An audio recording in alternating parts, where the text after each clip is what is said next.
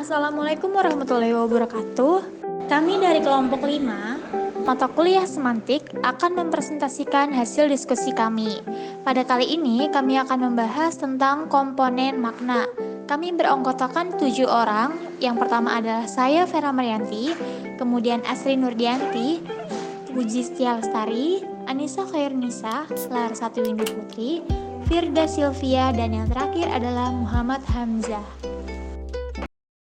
Baik, kita akan memasuki pada slide pertama. Jadi di bagian pendahuluan, di latar belakang, yaitu ilmu semantik adalah ilmu yang mempelajari hubungan antar konsep dan makna, serta benda atau hal-hal yang dirujuk oleh makna itu yang berada di luar bahasa. Makna dari sebuah kata, ungkapan, atau wacana ditentukan oleh konteks yang ada. Itu merupakan pendapat KR 2009 halaman 60. Semantik juga suatu ilmu yang mempelajari dan fokus pada makna kata. Lalu menurut Tarigan 1985 halaman 7, semantik menelaah lambang-lambang atau tanda-tanda yang menyatakan makna, hubungan makna yang satu dengan makna yang lain, dan pengaruhnya terhadap manusia dan masyarakat. Berdasarkan latar belakang, maka rumusan masalah dalam penulisan artikel ini adalah: pertama, apa itu komponen makna? Kedua, bagaimana analisis yang terdapat pada komponen makna? Dalam pembuatan artikel, kami mempunyai tujuan tertentu untuk menyampaikan materi atau isi artikel yang dibuat. Secara terperinci, tujuan dari penulisan artikel ini adalah: pertama, untuk memahami lebih jelas mengenai komponen makna. Kedua, untuk memahami bagaimana analisis yang terdapat pada komponen makna dan memahami suatu makna dalam sebuah ilmu semantik. Dengan demikian, manfaat yang diperoleh dari rumusan masalah dan tujuan yang ingin dicapai adalah: pertama, mengetahui seluk-beluk semantik dan lebih terfokus pada komponen makna yang akan menjadi pembahasan. Kedua, menambah wawasan mengenai semantik dan analisis suatu makna yang dimuat dalam analisis sebuah komponen makna.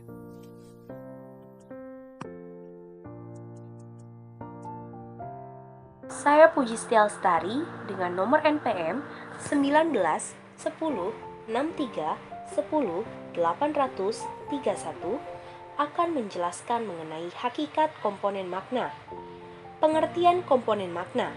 Komponen makna atau komponen semantik atau semantic feature, semantic property atau semantic marker mengajarkan bahwa setiap kata atau unsur leksikal terdiri atas satu atau beberapa unsur yang bersama-sama membentuk makna kata atau makna unsur leksikal tersebut. Menurut Cair 2009, analisis ini mengandalkan setiap unsur leksikal memiliki atau tidak memiliki suatu ciri yang membedakannya dengan unsur lain.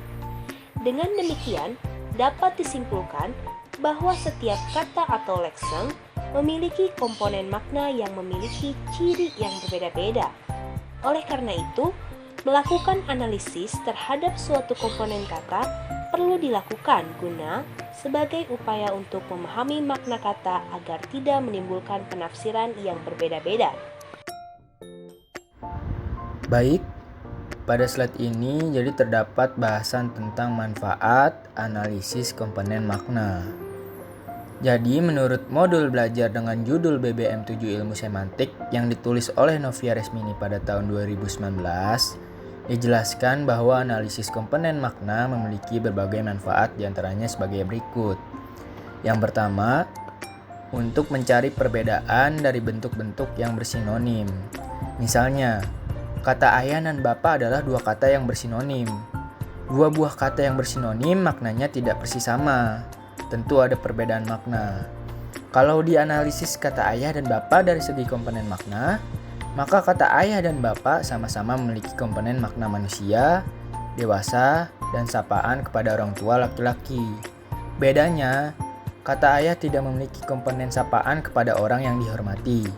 Sedangkan kata bapak memiliki komponen makna sapaan kepada orang yang dihormati. Sehingga antara kata ayah dan bapak memiliki beda makna yang hakiki yang menyebabkan keduanya tidak dapat dipertukarkan. Yang kedua, berguna untuk membuat prediksi makna-makna gramatikal afiksasi, reduplikasi, dan komposisi. Misalnya, dalam proses afiksasi dengan prefiksme pada nomina yang memiliki komponen makna alat, akan mempunyai makna gramatikal melakukan tindakan dengan alat dalam kata dasarnya, seperti pada kata menggergaji, memahat, menombak, mengail, dan sebagainya. Proses afiksasi dengan prefiksme terhadap nomina yang memiliki komponen makna sifat atau ciri khas akan mempunyai makna gramatikal menjadi atau berbuat seperti yang disebut pada kata dasarnya, seperti pada kata membeo, mematung, membaja, membatu, dan sebagainya.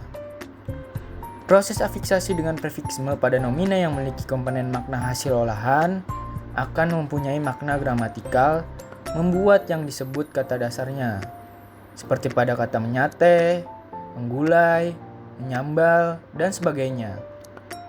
Dalam proses komposisi atau proses penggabungan leksem dengan leksem, terlihat bahwa komponen makna yang dimiliki oleh bentuk dasar yang terlibat dalam proses itu menentukan makna gramatikal yang dihasilkannya. Misalnya, makna gramatikal milik hanya dapat terjadi apabila konstituen kedua dari komposisi itu memiliki komponen makna manusia atau dianggap manusia. Yang ketiga, bermanfaat untuk meramalkan makna gramatikal dapat juga dilihat pada proses reduplikasi dan proses komposisi.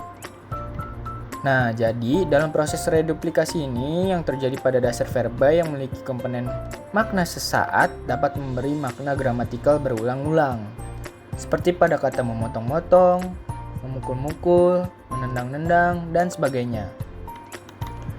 Pada verba yang memiliki komponen makna bersaat akan memberi makna gramatikal dilakukan tanpa tujuan, seperti pada kata membaca-membaca, mandi-mandi, duduk-duduk, dan sebagainya. Saya Sri Nurdianti dengan nomor NPM 191063108006 akan melanjutkan materi mengenai analisis komponen makna. Analisis di sini terdapat 3 bagian. Yang pertama, ada pasangan kata yang salah satu daripadanya lebih bersifat netral atau umum dan bersifat khusus. Misalnya pasangan kata mahasiswa dan mahasiswi. Kata mahasiswa lebih bersifat umum karena dapat termasuk pria dan wanita. Sebaliknya, kata mahasiswi atau lebih bersifat khusus karena hanya mengenai wanita. Lalu yang kedua, ada kata atau unsur leksikal yang sukar dicari pasangannya. Contohnya, kata-kata yang berkenaan dengan warna-warna. Orang Inggris jika ditanya tentang warna darah akan menyebutkan red atau yang artinya merah. Dan kalau ditanya warna matahari terbenam, ada yang mengatakan red atau oranye. Kiranya warna red dan oranye saling berkesinambungan dan ada sebagian yang saling bertumpang tindih. Lalu yang ketiga, sukar mengatur ciri-ciri semantik itu secara bertingkat, mana yang lebih bersifat umum dan bersifat khusus, umpamanya ciri jantan dan dewasa. Dari kedua-keduanya bisa dikatakan bersifat umum, sebab tidak ada alasan bagi kita untuk menyebutkan ciri jantan lebih bersifat umum daripada dewasa, atau juga sebaliknya. Sekian materi yang dapat kelompok kami sampaikan. Mohon maaf apabila terdapat kesalahan dalam pengucapan, dan semoga video kali ini dapat bermanfaat bagi kita semua. Terima kasih atas perhatiannya. Wabillahi taufiq wal hidayah. Wassalamualaikum warahmatullahi wabarakatuh.